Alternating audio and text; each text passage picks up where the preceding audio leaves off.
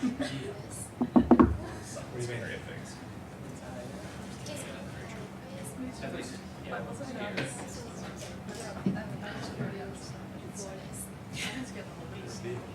I've been too busy doing that. I've been too busy on my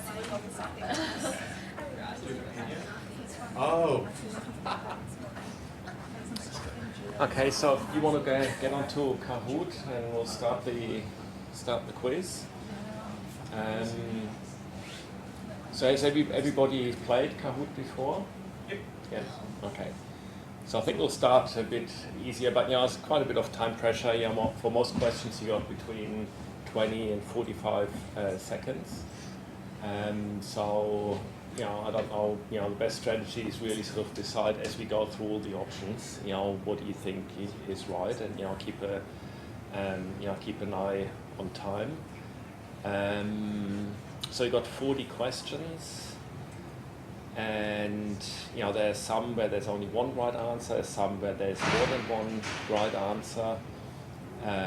There's also some where you have to sort of do a little puzzle where in terms of the order of things. So I hope it's relatively clear. We can, between each question, we can maybe just pause very briefly, to discuss, because it should be fun, but I hope that it's also giving you a bit of an idea what to expect in the exam. I mean, there's obvious things I can't do in Kahoot. I've got really the basic license for this. So, as I mentioned, that a lot of students have asked in the exam. There's a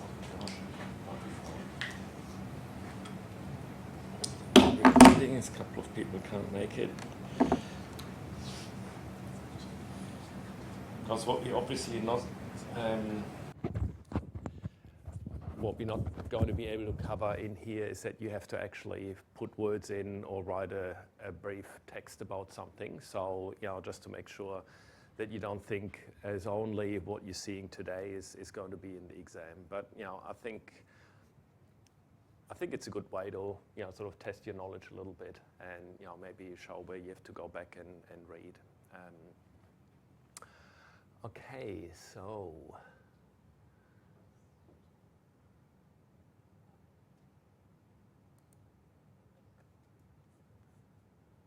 Really want you to see this.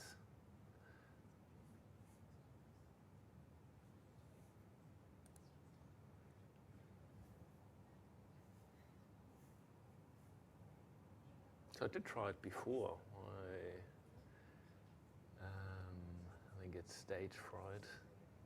Sorry? Oh, no, sorry. Okay, yeah. 3 players. So logged in.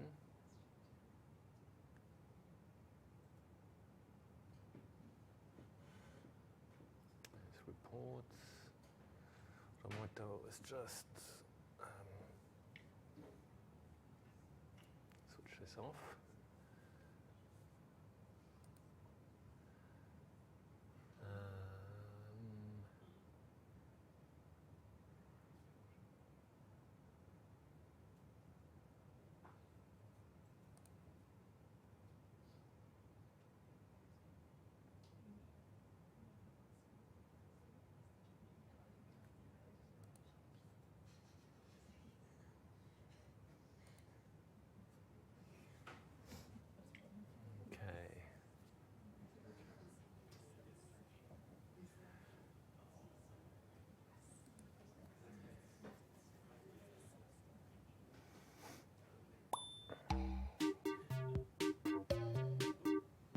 Okay, so you got the game pin if you want to put that in.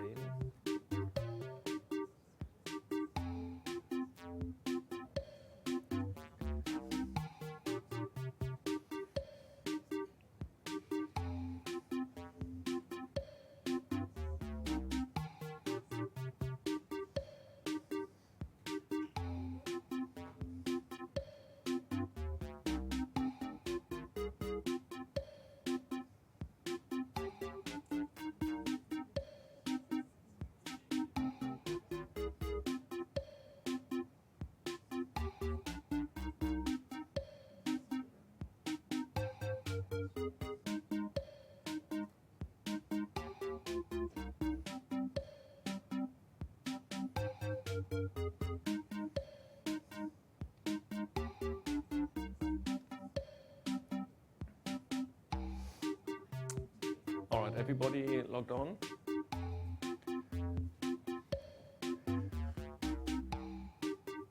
Okay.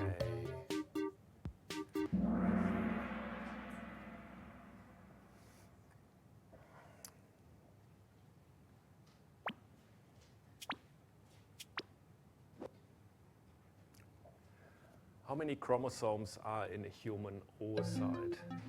Is it 48, 46, 24, or 23?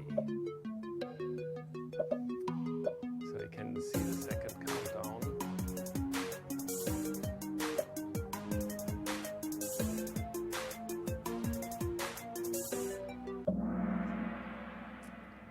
Okay.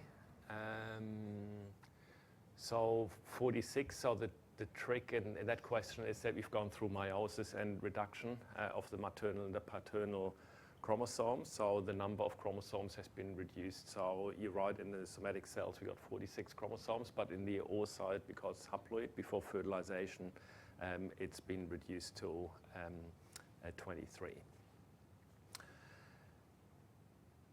Okay, and still, yeah, with 48 and 24, it's sort of the same issue. So I think it's really thinking about the oocyte as reducing the number of chromosomes. All right, but Moss got it right. Excellent.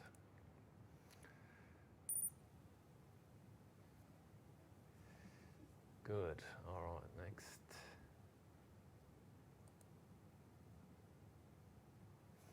DNA methylation evolved to suppress expression of retroelements, to silence duplicated genes, to make DNA more stable during meiosis, or to enhance gene expression. So what's the ideas about the evolution of DNA methylation?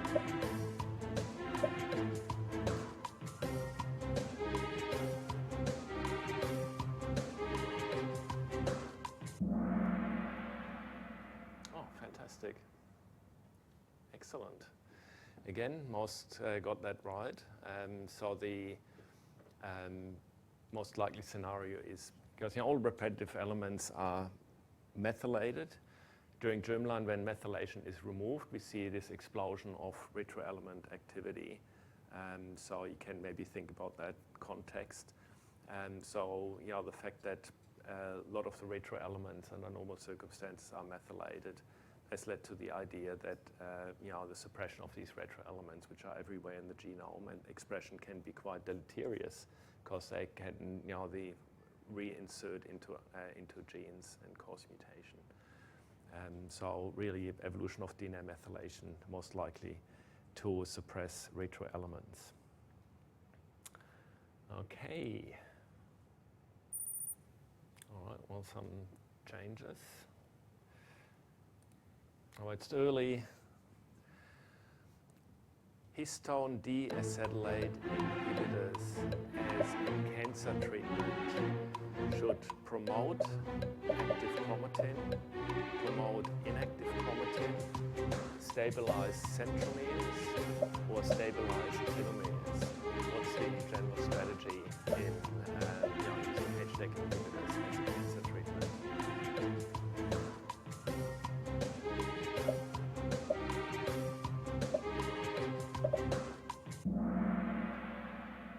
Okay, so a little bit different. So, and it's, I realize the time is short, but if you think it's so, histone deacetylase inhibitors. So you're preventing the deacetylation of histone. So we've learned that acetylation is associated with active chromatin. So you're inhibiting the removal of these acetyl groups. So the idea is to promote active chromatin. So, so I think, have a look back at that. And, the whole idea of acetylation and deacetylation, because that figures not only into, the cancer treatment aspect, but also, some of the histone code and active and inactive chromatin. I think, you should understand that high levels of acetylation are associated with active chromatin.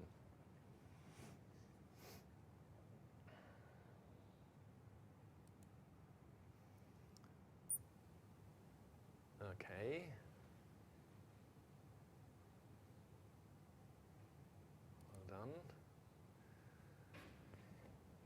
demethylation of imprinted genes occurs in primordial germ cells, only in sperm, only in oocytes, or in the placenta. Where do we get demethylation of imprinted genes? Think about what they are.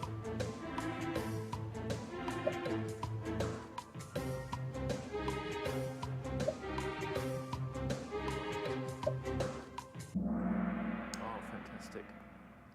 Great. Yeah, so we get this erasure of the imprinting signal that was inherited because that needs to be reset in the new generation depending on whether the person is the father or the mother of the new generation.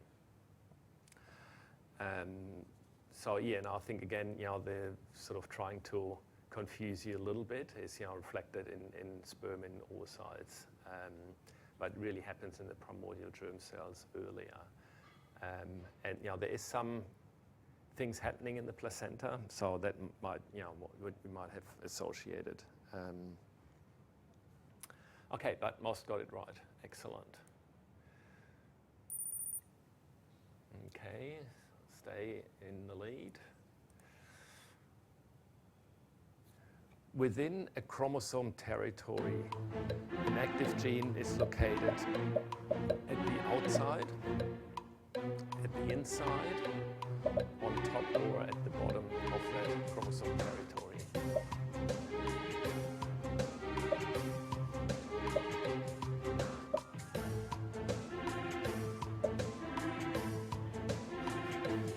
Do you want me to turn it down? It's always the same. I'm getting a bit tired of it. Okay, so a bit of a mix. So if you think of the space between chromosome territories as the transcription factories, then you need to probably, and you might find some way of really remembering that the gene needs to loop outside to make contact with these transcriptional factories that that model really says that that's where the transcription occurs.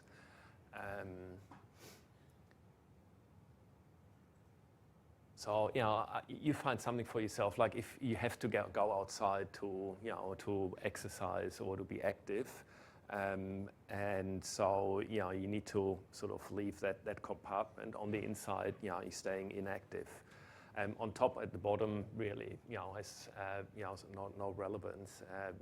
I sort of threw that in as a bit of a curve ball because we talked about the inactive X being at the top and the bottom, during the prac slides. But really, in terms of chromosome territory, think about genes that are on the inside are inactive, and the genes on the outside are active. So at the outside, and just a narrow majority got that right. Okay, well, that's good. So things are a bit tighter, so that's how it should be.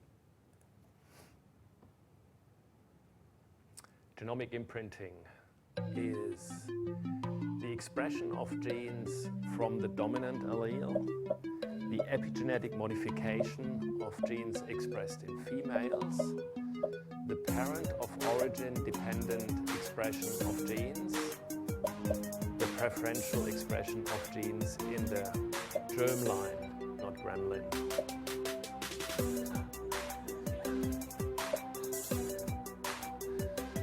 Bloody spell check.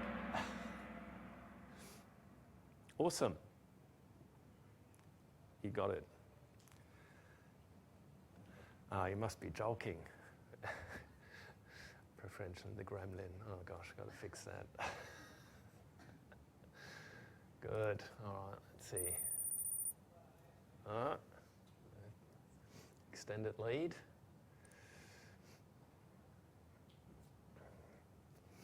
Okay, back to the chromosome territory. What experimental evidence challenges the existence of the interchromatin domain?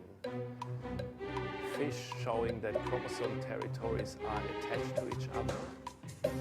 Irradiation experiments showed more translocations where chromosome territories overlap. Irradiation showing low levels of translocation between chromosome territories, or in situ hybridization showing clearly separated chromosome territories. Ooh.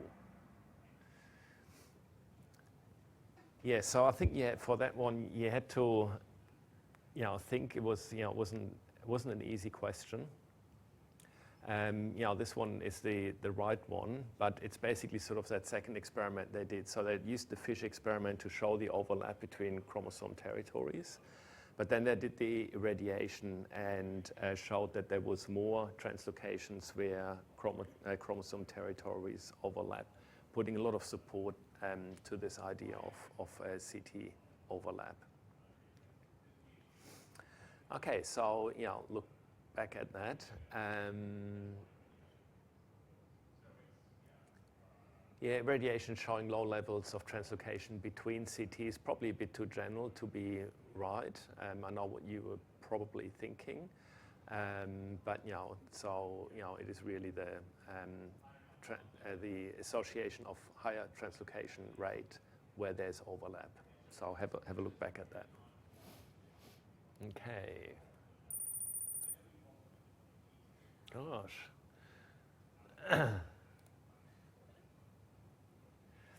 Which experiment challenges the chromosome scaffold radial loop model of metaphase chromosome structure?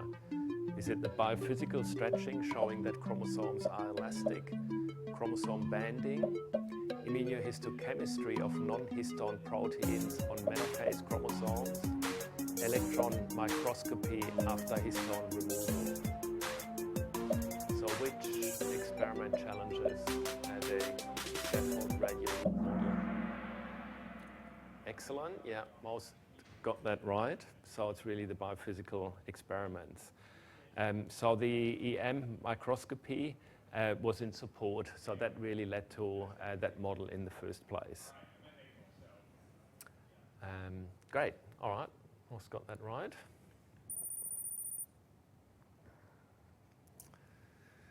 Good, gosh.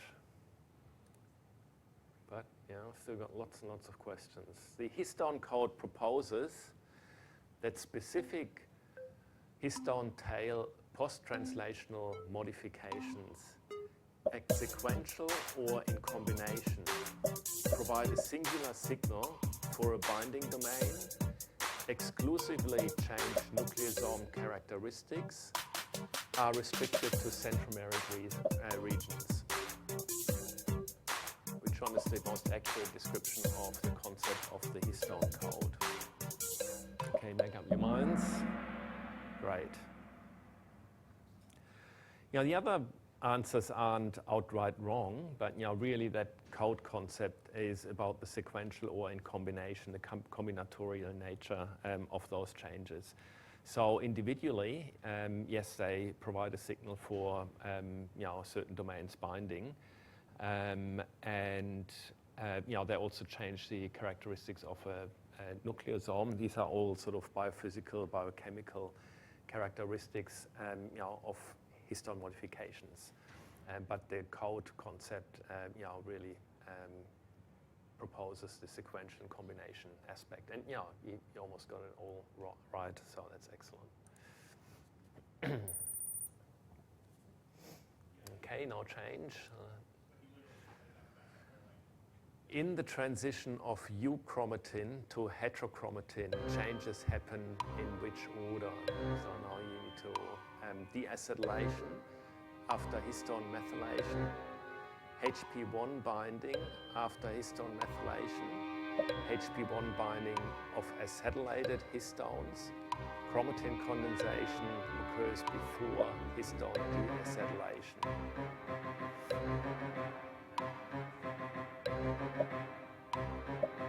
So I'm going to do a bit of thinking on this one.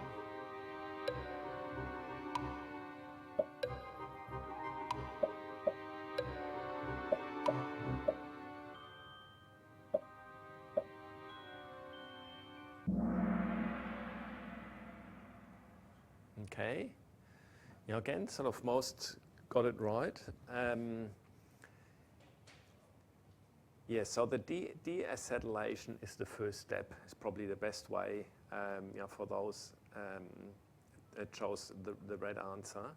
Is deacetylation, then we get histone methylation, then we get HP1 binding, and then we get condensation happening, which is mediated through HP1 binding. Okay.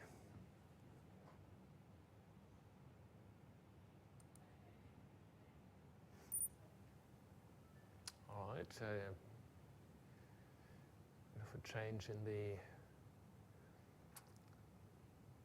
close to the top, true or false? Is it feasible to do an in situ hybridization of a human probe in chicken? Is that a feasible experiment? Do you think it would work?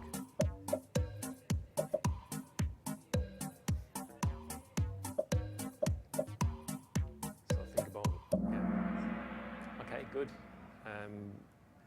So we talked about in situ hybridization, relying on the ability of the probe to hybridize if you span a certain evolutionary distance. Too many changes have accumulated. And it's a human probe in chicken. So most probes will have a lot of changes between human and chicken, and not maybe on the single gene level, but these probes often contain genomic sequence, so there'd be repeats and other changes. So it's an experiment that is quite unlikely to work, almost impossible. Okay, things getting a bit tighter at the top. Which chromosome rearrangement, more spelling errors, is more likely to lead to problems at meiosis? Is it a pericentric inversion, a paracentric inversion, duplication, or reciprocal translocation?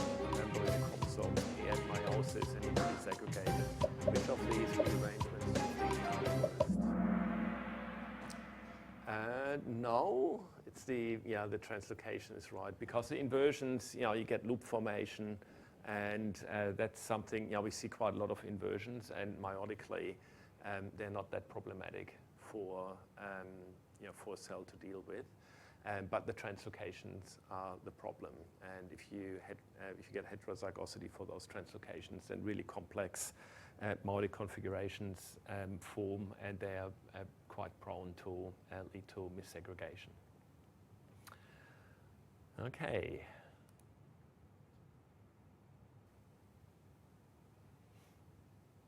All right, it's good, mixing things up a bit on top. Telomeres get longer with each cell division. Correct or incorrect? Ooh, yeah. So I get, I get shorter with each cell division. Okay, let's keep moving. Now, true or false? Telomeres are organized in a non-nucleosomal manner. Is that true or false?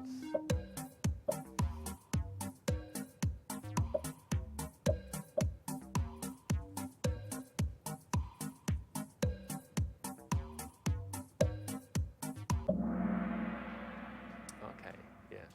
So it's one of the key features of telomeres that they are organized in a non-nucleosomal manner.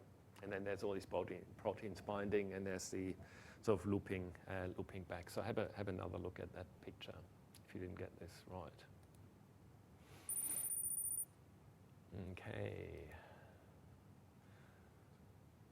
Okay, so I'll show you a metaphase plate, and you have to, what do you think?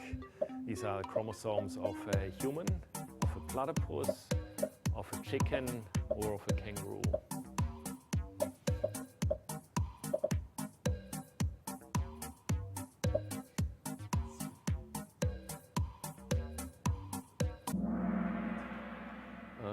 Okay. Yeah, so a lot of them got that right. So you get all these little microchromosomes, and then the larger ones, the microchromosomes, which is very typical of chicken, a lot of reptilian species, but basically excludes all the humans, platypus, and kangaroos. So by exclusion, a chicken is the one. But I appreciate those selected the platypus. There is some small chromosomes, but not as to the extent that you see them in the chicken. All right, we'll get a few new names in there. In order to increase hybridization stringency, you increase salt concentration. Is that true or false? More salt, more stringency.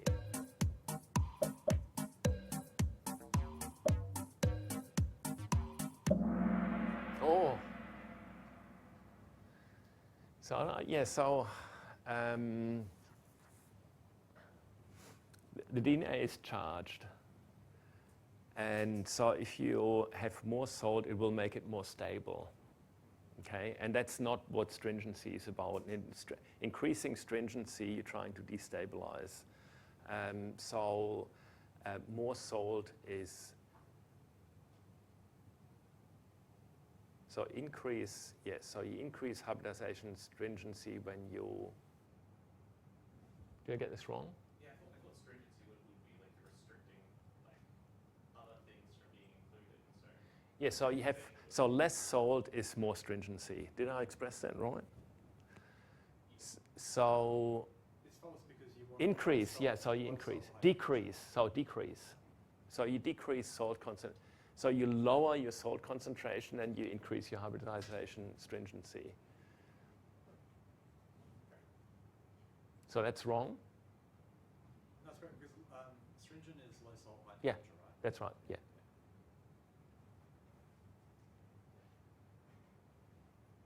Gosh, yeah. I don't know how many times I looked at this, getting confused. Okay. There's one more of this. To decrease stringency, you lower the washing temperature. Now I'm doubting myself.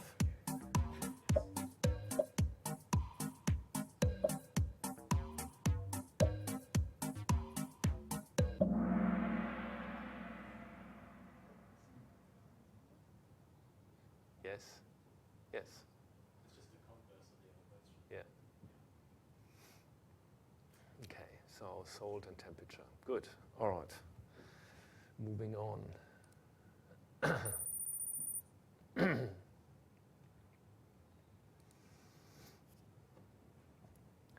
Which claim about centromeres is correct? Centromeres are genetically defined. Centromeres are epigenetically defined. Centromeres are enriched with TG-rich sequence. Centromere sequences are evolutionarily conserved. Which one is correct? So you gotta know this. Yeah, so centromere sequences, are all over the place. I think the TG is a confusion with TG-rich sequence and telomeres. That's why I put that in there. And yeah, they're not evolutionary conserved because they're not genetically defined. And evolutionary conservation refers to the sequence, conservation. So centromeres are epigenetically defined. So yeah, you got to get that right because that does come up in the exams. Not necessarily in this exam. In the past.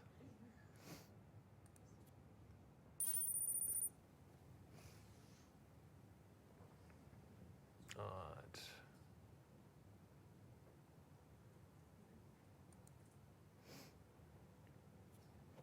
CNPA is enriched in the pericentromere. True or false? Think. Might be a trap. CNPA enriched in the pericentromere.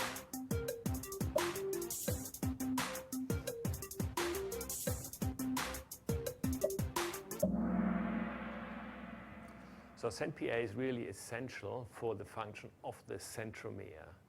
So we got the centromere where the kinetochores attach, and that, that's the functional center of the centromere. The pericentromere is all the stuff that's around the centromere. So so CENT-PA is enriched in the actual centromere, and not in the sequences around the centromere. And so we'll have questions about the pericentromere. So you need to, look at that. All right, change in the second position. That's pretty tight in the first 5. Okay. HP1 is enriched at the centromere. Is that correct or not? Heterochromatin protein 1. enriched at the centromere.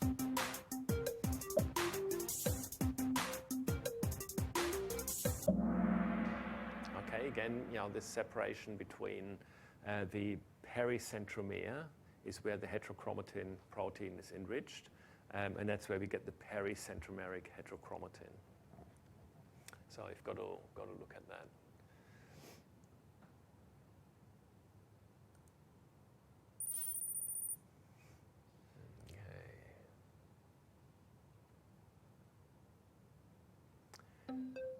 Okay. HP1 recruits cohesin to the pericentromere. Is that correct?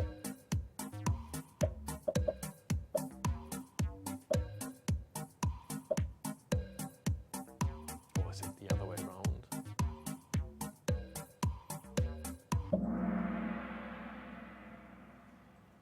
Yeah. So cohesin itself is not specific to any sequences, and neither is HP1, but there's epigenetic signals, like the histone methylation that we talked about before, that recruits HP1, which recruits cohesins to the pericentromere. We also talked about transcription sort of pushing, accumulating passively, cohesin passively towards the centromere. Okay, Moss getting that right.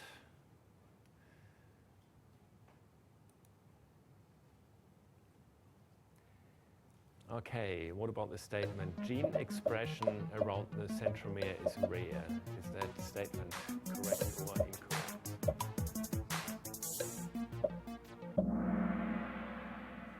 Wow, okay, good. I'll get, oh, fantastic, Bradley. Okay. We've hopefully done the centromeres. Cohesins are histone variants or a histone variant, a non-histone protein, a transcription factor, or a membrane protein. What are cohesins? Yeah, it'll become clearer later. Okay, good. Well done.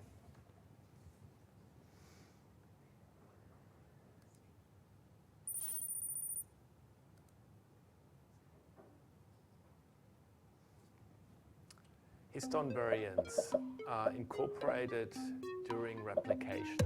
Remember about the dynamics of incorporating histones versus histone variants. So which is which?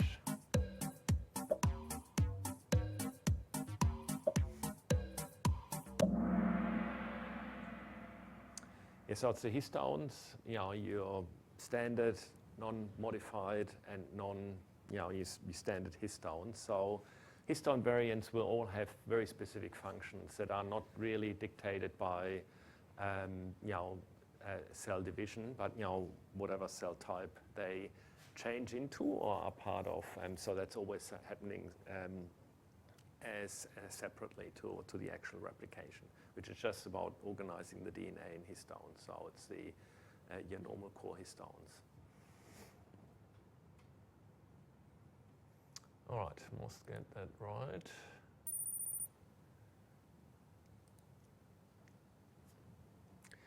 Now, meiosis, mitosis. During meiosis 1, chromosomes are segregated, sister chromatids are segregated, histones are replaced with protamines, which is correct.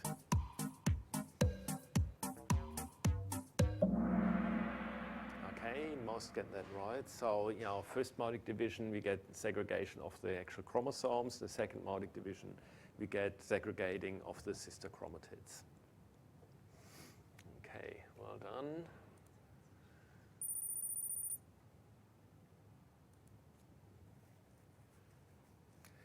Cohesion at this cohescence at the centromere, or cohesion is maintained in metaphase. Or cohesion at the centromere is maintained in metaphase. Sorry. We need cohesion at the centromere.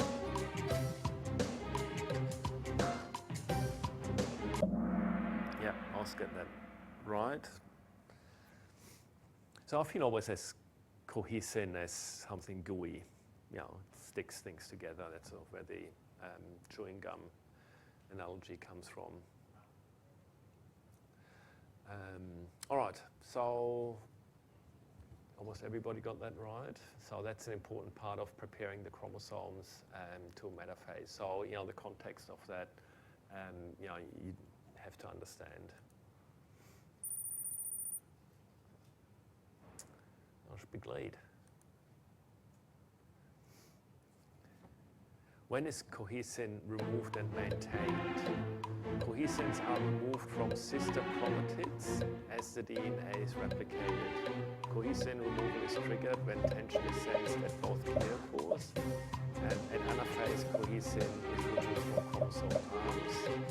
At anaphase, cohesin is maintained at the centromere.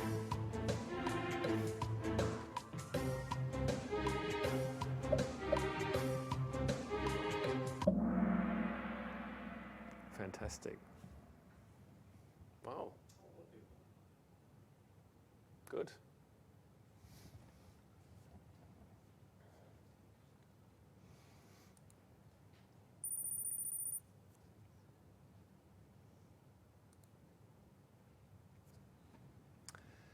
The synaptonemal complex is a proteinaceous structure between sister chromatids.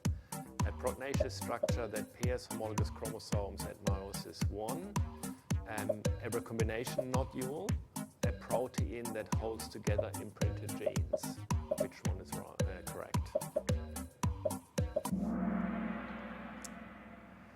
Yeah, so it's the old confusion between, think about meiosis, we're not actually having pairing between sister chromatids, but between homologous chromosomes. So that's the correct answer. But I think it's an easy one to confuse.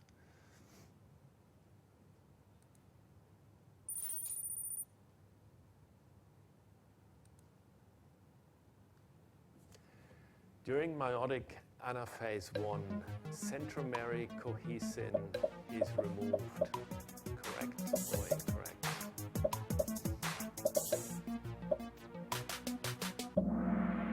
Great. Didn't fall for that. So because we got segregation of homologous chromosomes, it has nothing to do with the centromere. So it's the removal of the synaptonemal complex, and in a way, the recombination nodules serve the function of the centromere, holding it together. So it's the recombination events that hold the homologous chromosomes together until they're segregated. And then second meiotic division, we get, like in mitosis, the removal. Okay, must get that right. Excellent. So this fictional gene survivin will result in immortality. Where on a chromosome would you put it? Would you put it into a G band, into an R band, close to the centromere, or close to the telomere? If you want immortality.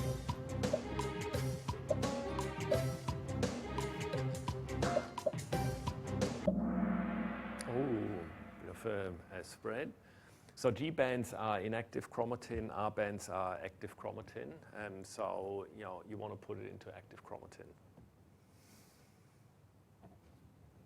And we get basically no transcription much at the centromere and also not around the telomere. So they're probably not good places to have a gene that you want expressed.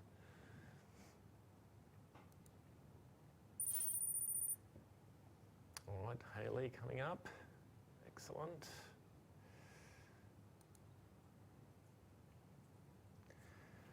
Oh, yes, always a bit controversial. Which dish most resembles genome organization in the nucleus?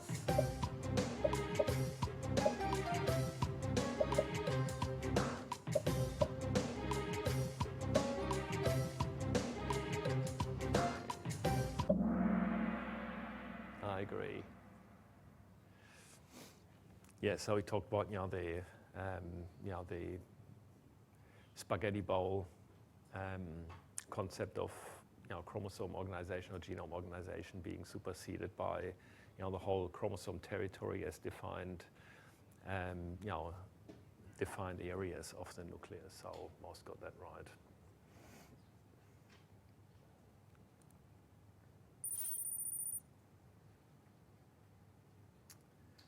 All right. CTCF, Master Weaver, depends on cohesin to bind DNA. CTCF binding sites are only found in proximity of developmental genes. CTCF regulates gene activity by facilitating looping. CTCF is a histone variant specific to imprinted genes. Which one is the correct answer?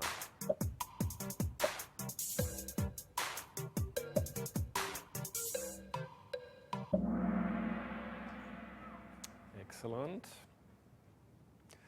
Yeah, so the first question with the depends on cohesin to bind DNA. So I'm playing on that. Cohesin itself isn't able to, so it's the other way around basically. Cohesin doesn't bind to specific sequences, but CTCF does. So CTCF got a specific binding site. So it's the other way around that CTCF, through its binding of cohesin, can recruit cohesin to specific areas. And that's fundamentally how we get looping of chromatin, which is the fundamental role of CTCF. Good. So almost everybody got that right. And yes, we find it around developmental genes, but that's not exclusive. There's enough binding sites, CTCF binding sites in the human genome that any gene could be affected by functions of CTCF. Okay. True or false? Sex determination genes are highly conserved in vertebrates. Is that true or false?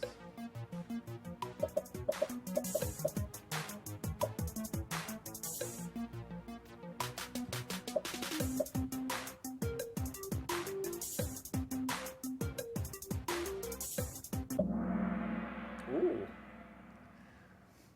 Yeah, so we might remember from Linda's lecture that often we find the top switch in sex determination is quite variable. So sex determination genes generally in their role as sex determining gene. They're always sort of recruited from the similar pot of genes, but the actual sex determination gene is quite variable in different vertebrates. So probably a little tricky to get that right. Because what you might remember is that we're saying that, that the overall pool of genes that are involved in sexual differentiation is evolutionary conserved, like DMRT1. SRY is a poor example because it's actually not conserved as a sex determination gene. SOX9 is. But really, the trigger of sex determination is different in a lot of these species. Okay, well, that wouldn't have changed much. Okay. Multi-select, so it can be more than one right answer. The NIH, the National Institute of Health, funded the Platypus Genome Project because they feature on the 20-cent coin. They diverged more than 180 million years ago, and they wanted to know whether they are hoax, which in fact the early specimen were thought to be. They're only found in Australia because of their extraordinary biology or because they are model organisms. Remember, there's more than one. Are the main reasons why. Okay, so how does this work? So these are the two correct, because they're really unique because they are the most diverged mammalian surviving mammal lineage, and their biology is just so interesting, that there was a lot of international interest. So these were the two key, ideas when the sequencing of the genome was put forward. Your generation must think, what's the big deal? Because these days we sequence a genome for $1,000 or for a couple of $1,000. It was at the time $10 million, so it's a fair chunk of money. But as I mentioned in that lecture, I think really looking at their early divergence in biology is really compelling arguments that its genome should be sequenced. So it's a 5-year project over with involving over 100 researchers. Okay.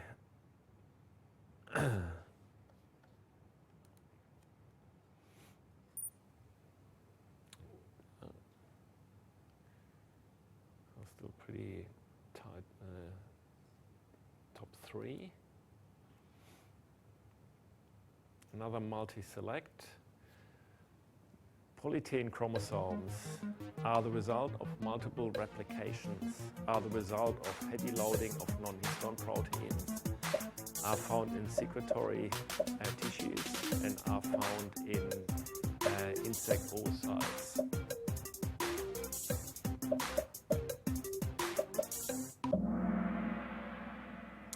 Great.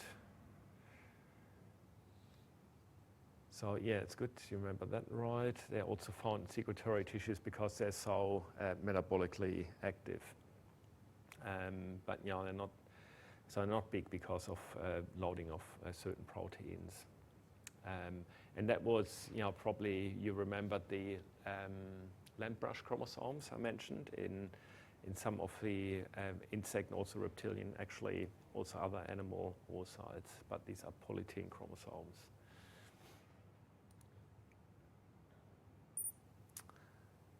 Okay, getting close to the end. In a cell with 4 X chromosomes, there are how many bar bodies? 1, 2, 3, or 4?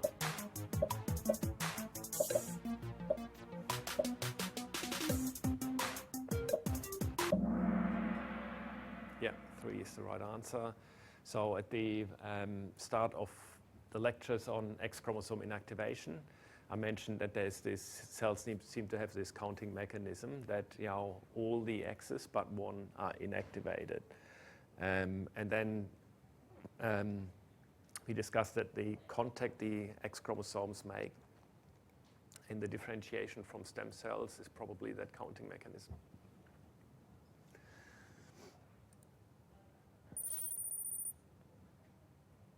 Okay. We'll see if you're going to get a change in the top 3 in the last few questions. Multi-select. Evolution of heteromorphic sex chromosomes involves loss of genes on W or Y chromosomes, loss of sexually antagonistic genes, increase of modic recombination, and establishment of a sex determination gene. Which statements are correct?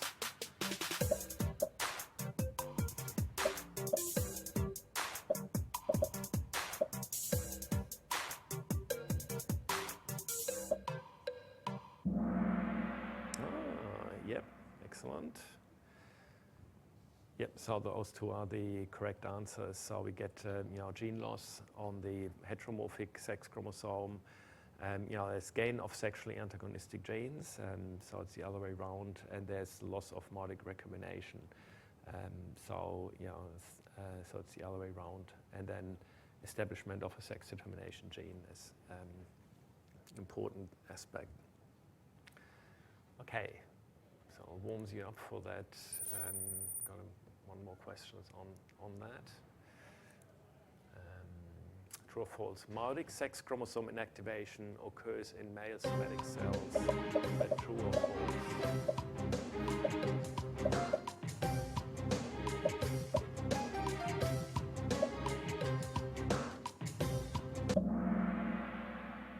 Yeah. So it's always, that slight confusion and trying to separate out, X chromosome inactivation, which occurs in female somatic cells, and meiotic sex chromosome inactivation, which is, exclusively happening in the male germline. And, Moss got that right, which is great.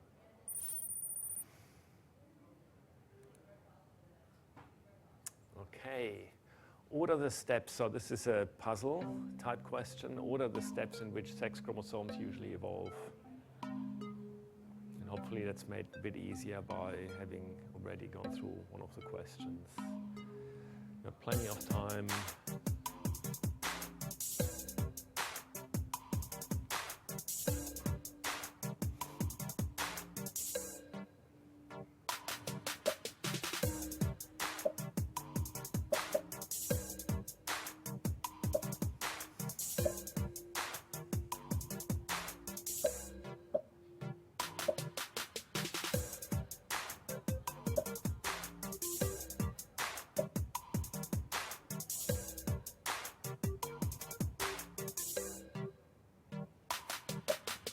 Okay, last 10 seconds.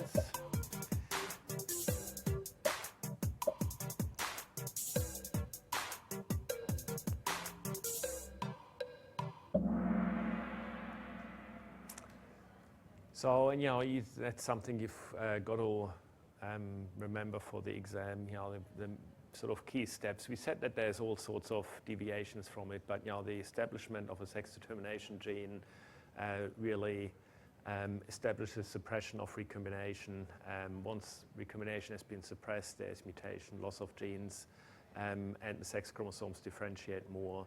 And it can lead to the loss of sex chromosomes in some instances, although we've looked at all sorts of mechanisms that can lead to the conservation of sex chromosomes. So,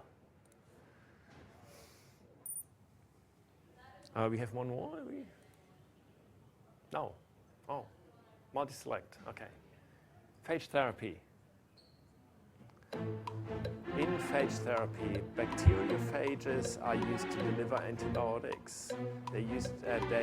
Selective pressure for resistance to the phages increases antibiotic susceptibility. Bacterial defense against the phage leads to lower virulence. Phage exposure leads to bacteria detaching from biofilms. Which ones are correct in phage therapy? Great, good short-term memory. So because some of the resistance to phages basically is related to the channels that are also relevant for pumping out antibiotics and leading to antibiotic resistance. And the coating of bacteria to defend against the phages leads also to them being less virulent. So great. Got that right. So that is it. Haley? Oh.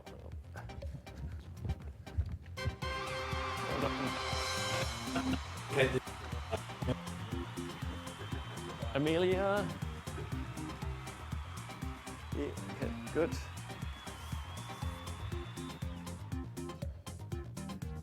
And all congratulations. Is that? Yeah. Sorry? Yeah. Oh, you got the. Oh, that's right. Yeah. Good. Yeah, I thought so. Excellent. Good. Hopefully you found that helpful. Is there any questions from this? Yep. Okay, let me get the rid of music. Sorry. Oh, good. It's better. Leave. So hang on. Do we need to use summary? Cancel. Okay. Just seeing if I need to save something. No. I'll make a PDF of it so you can have a look at the questions, you revise it. I know with all the time pressure. Now, so some of the questions are quiz questions, and they could absolutely be in that format. As I said, that's not that the exam questions will only be in that format. So there will be some where there's much more open-ended questions because I think that's still important aspect for you to actually be able to formulate, one of the concepts. So I'd say it's a representative of a subsection of the exam. But like the, not like the question style, but like the question topics that they cover, like that should be. Can you repeat that? I just meant like, I know they're not all going to be like multiple choice Yeah. or multi-select, but that should be the sort of stuff we should go for when revising, like those different areas of the course. Yeah, definitely. There was some areas, I mean, obviously you can't cover everything. So, we've left out a couple of things. I've included a few more things, this year.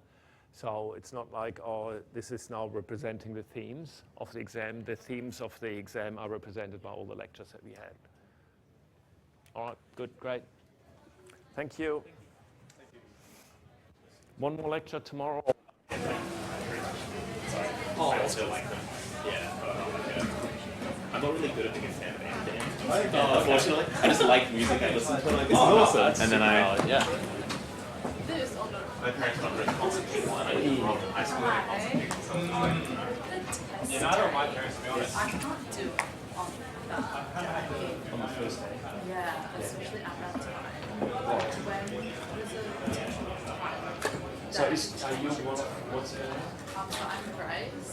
I don't have the I don't know what that is.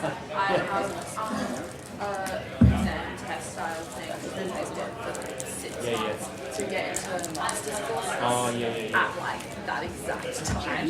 Yes. So there is basically an alternative day. I've taken for a couple of between Easter and that day on that Wednesday. So if you could send me an email, Yeah, I can do it that way. If this is the one that's like time, then I can't. There's always inside thirds and that is like put a divider. Yeah, it's really fun. Doing it. Because now I can actually do it. Did you do it on your own? Like, because I wrote it along.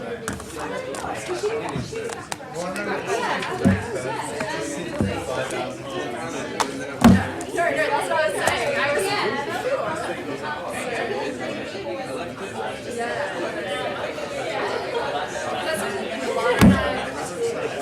and we just started last week. But like, I think it was really fun. It'd be good to put out some like even like it was like during like everything. I was so surprised.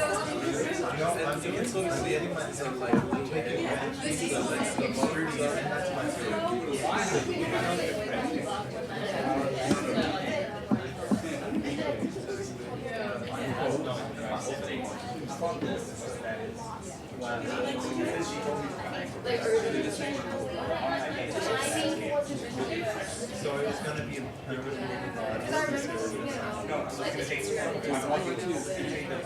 was like completely different tastes. Like it was like